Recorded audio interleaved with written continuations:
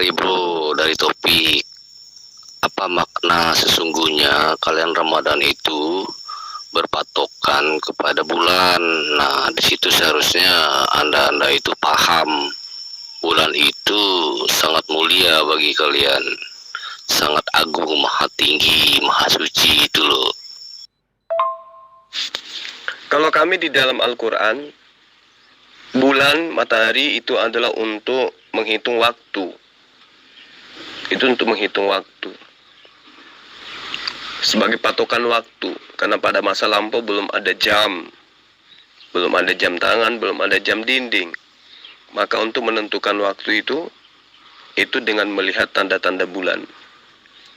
Nah, pertanyaan saya kepada Anda, terkait dengan bulan di dalam agama Anda, itu dikatakan sebagai cahaya atau terang. Dalam bahasa Ibrani disebut dengan sebutan awar.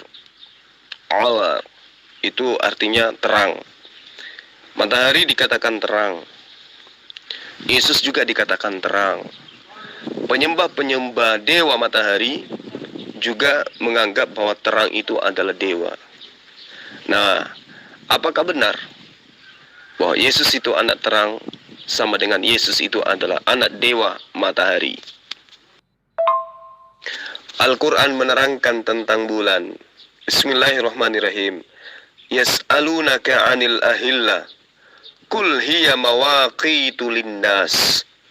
Katakanlah tentang bulan itu adalah sebagai petunjuk waktu bagi manusia.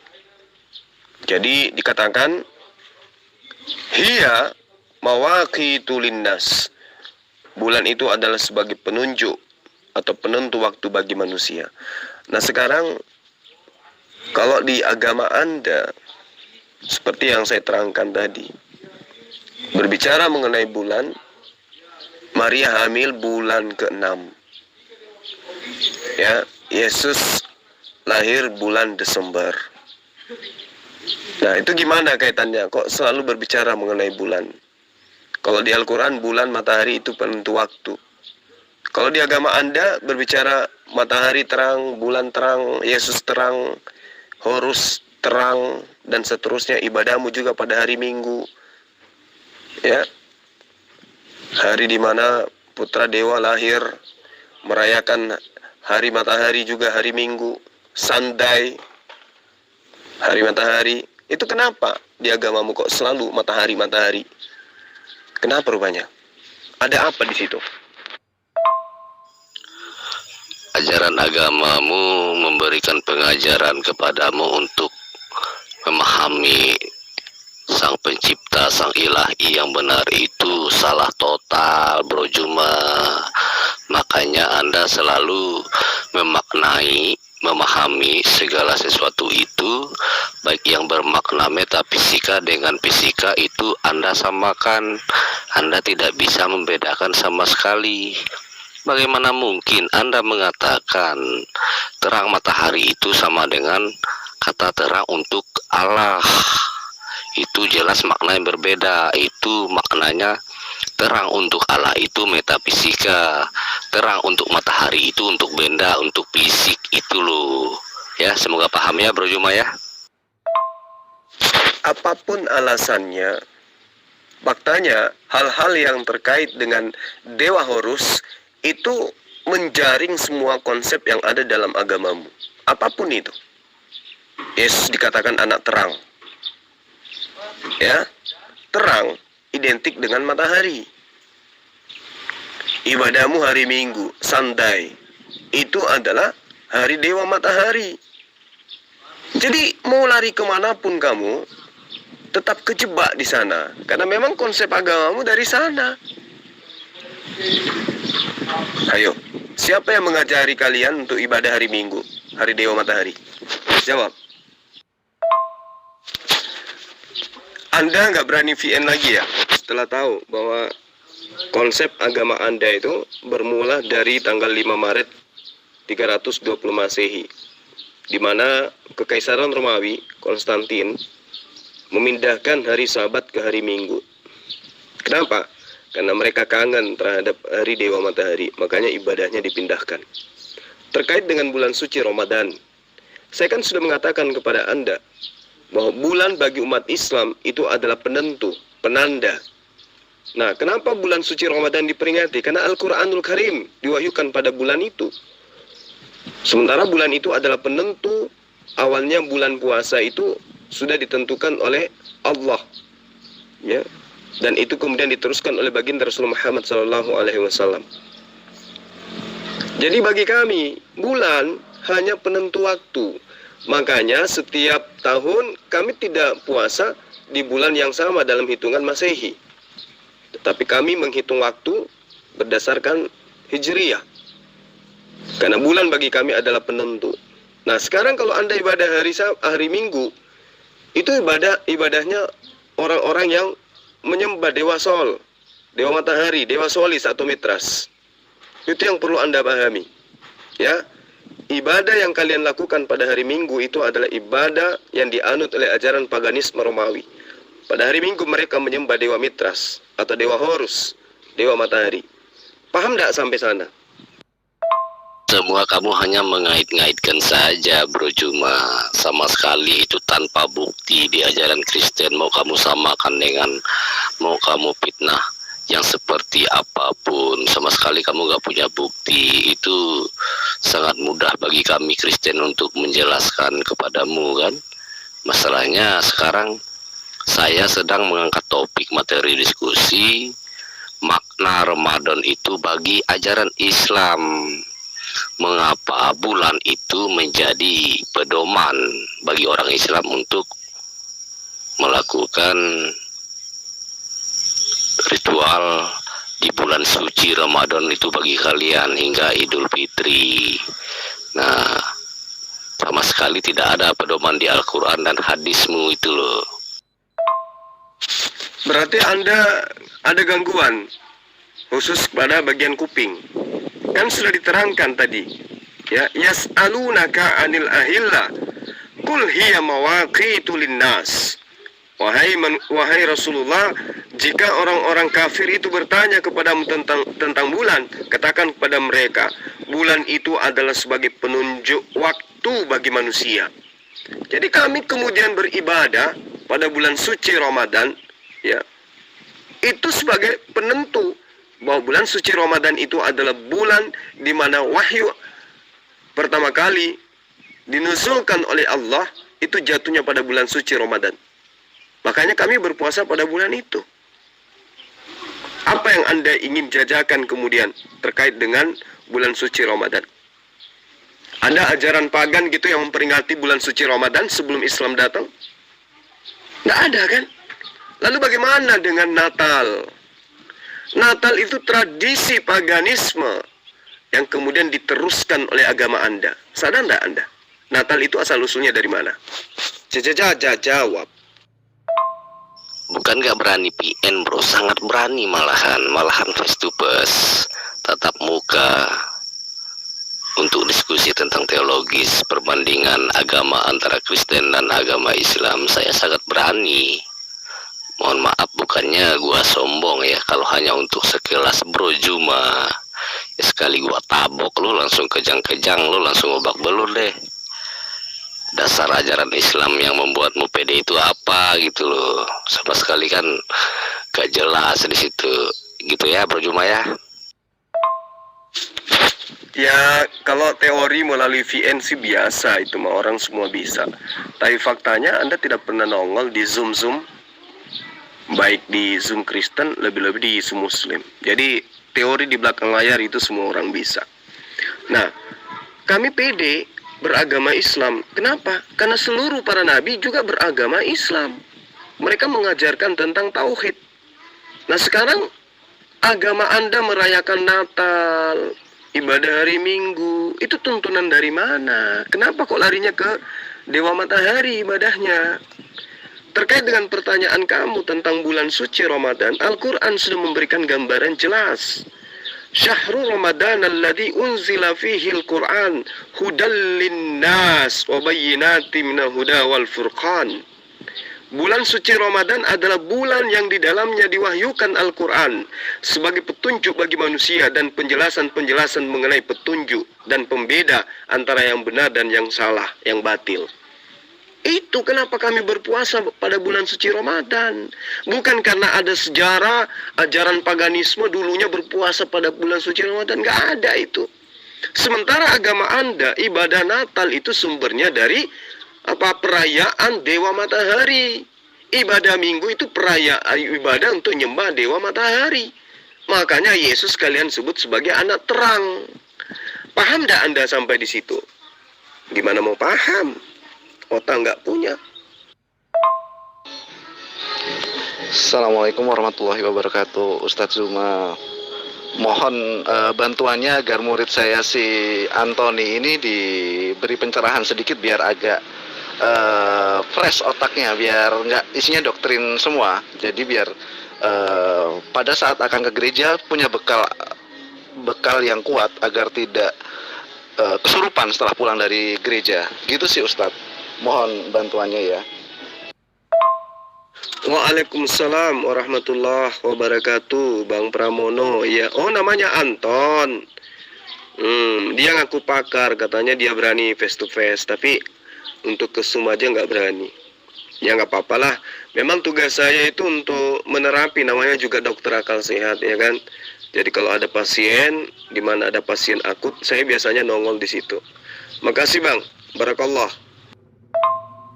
Masalahnya Anda itu punya channel YouTube. Nah, gua tetap wanti-wanti juga, ntar PN gua lo jual buat lo cari cuan.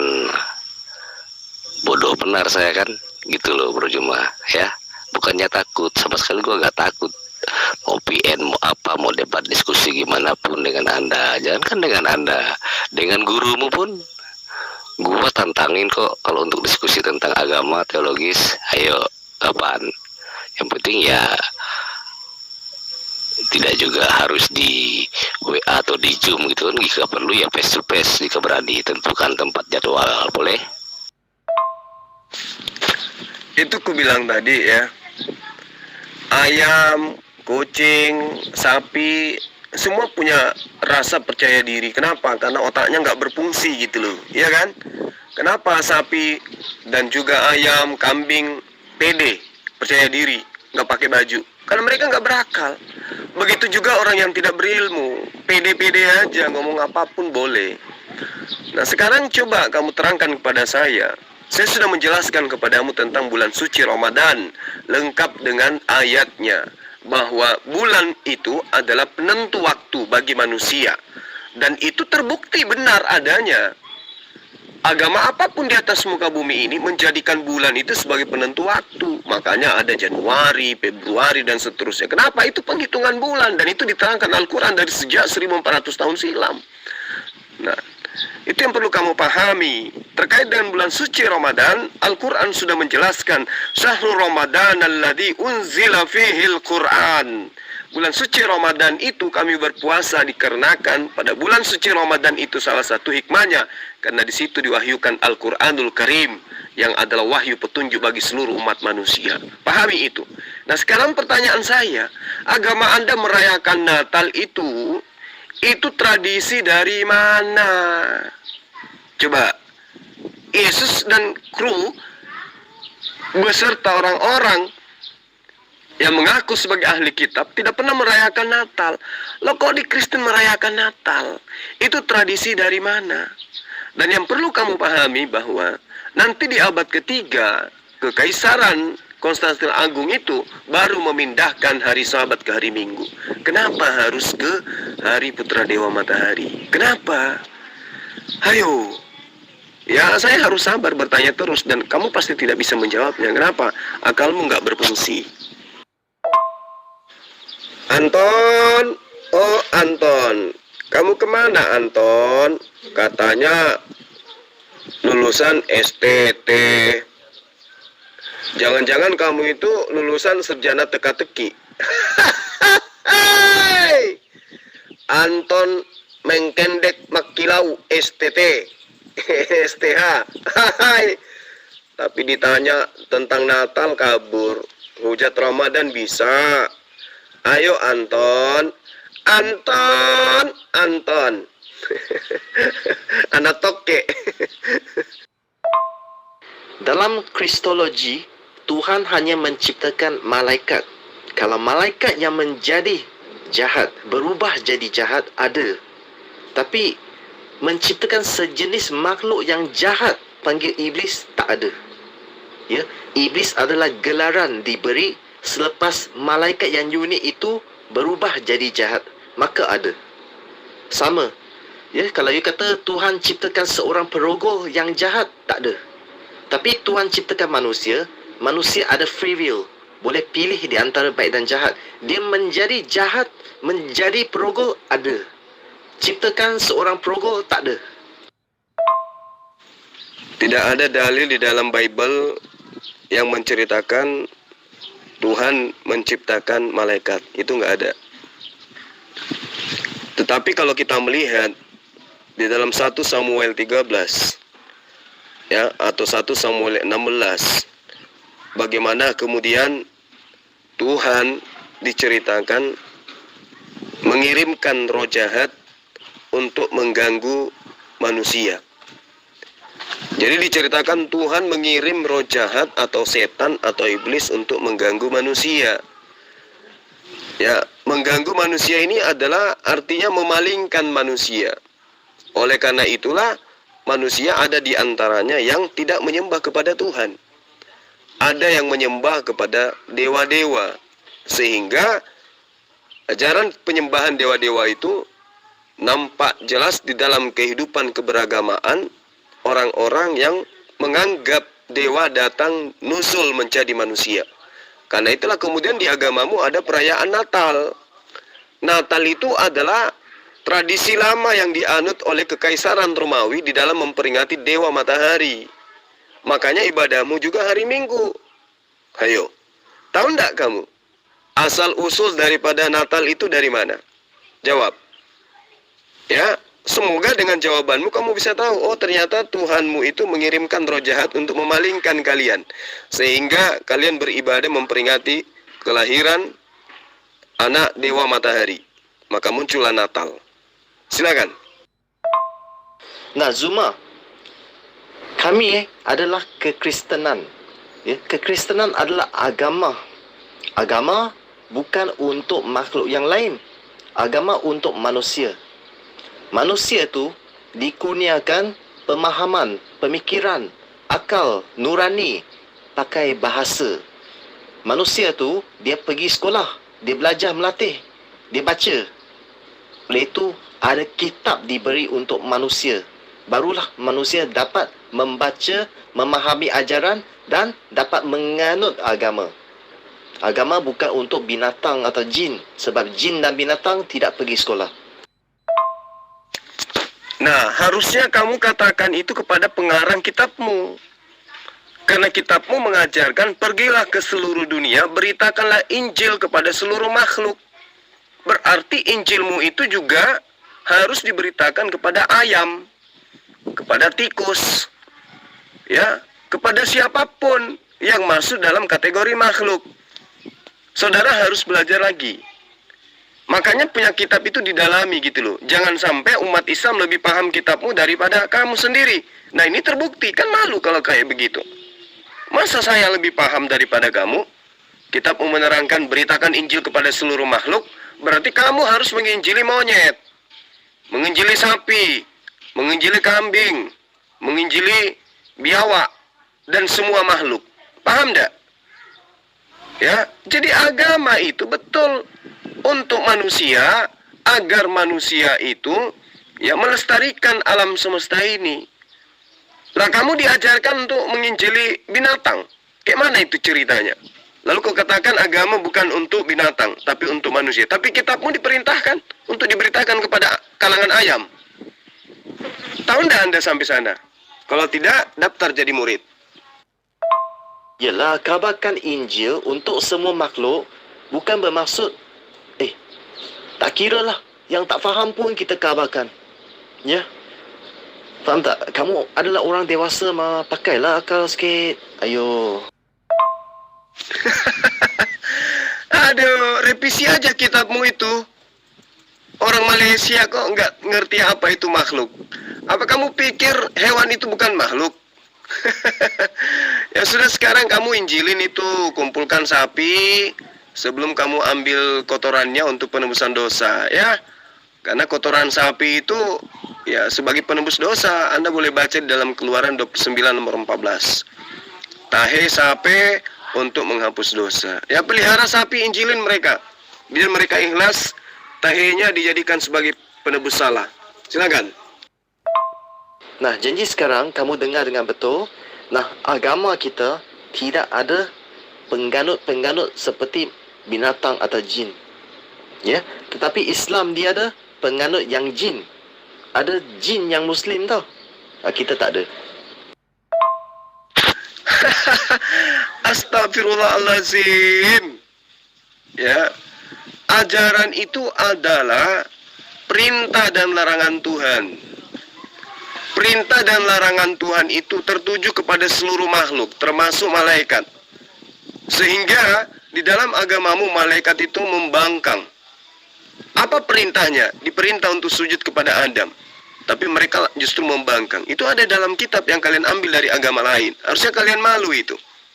Yang pertama. Kedua, Injil menerangkan, ya, yang kau maksud Injil itu, mengatakan di dalam Matius 28, nomor 19, nomor 18. Beritakanlah Injil kepada seluruh makhluk. Lah, ada pendeta, ada kawan saya namanya pendeta Agung. Itu rajin menginjili tikus, menginjili ayam, menginjili kucing, menginjilin kambing. Loh, kok kamu kok bertentangan gitu loh? Padahal perintahnya memberitakan Injil kepada seluruh makhluk. Hewan-hewan ini adalah makhluk. Tak berakal rupanya ya. Zuma, dengar dengan baik ya. Jin tak pergi sekolah. Binatang pun tak pergi sekolah. Bukan sebab ada sekolah untuk mereka dan mereka tak pergi. Sebab mereka tidak diberi keupayaan untuk pergi belajar seperti manusia belajar dalam sekolah. Kalau demikian, kenapa kitabmu memerintahkan, mengajarkan Bible kepada seluruh makhluk? Kenapa? Salah ya kitab kamu itu? Binatang tidak diberikan keupayaan untuk memahami ya, seperti kami dapat belajar, dapat baca. Binatang tu tak boleh faham tau. Jadi mereka tidak pergi sekolah dan mereka tidak dapat memahami kitab. Okey? Nah, kalau gitu rubah kitabmu, revisi lagi. Karena perintahnya beritakan Injil kepada seluruh makhluk. Berarti kepada binatang-binatang juga, kepada jin juga, gitu loh. Jin itu kan makhluk, pada setan juga. Setan itu kan makhluk. Ya udah, silakan beritakan kitab Anda ke sana. Nah, saya tak faham kenapa Zuma Asjid bertanya soalan yang tak masuk akal. Ya? Kenapa Zuma ni macam kekurangan pemahaman. Dalam ayat itu, dia menegaskan kepada semua, bermaksud seluruh dunia yang faham lah, semua manusia. Bukan macam laba-laba, ya, macam keluang.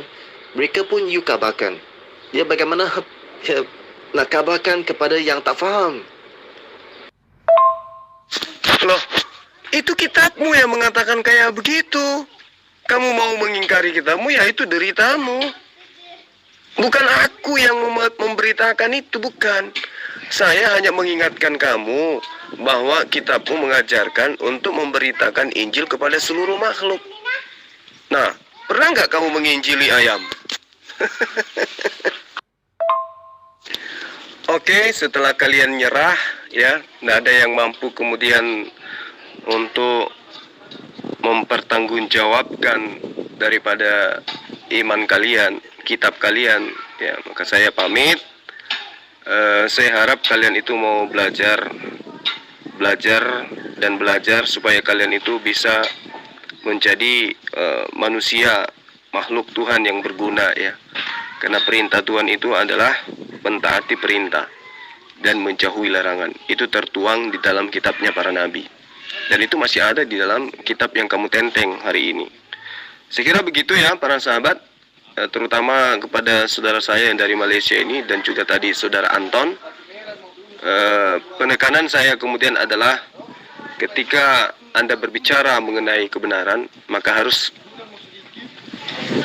kitab Anda yang menjadi standar.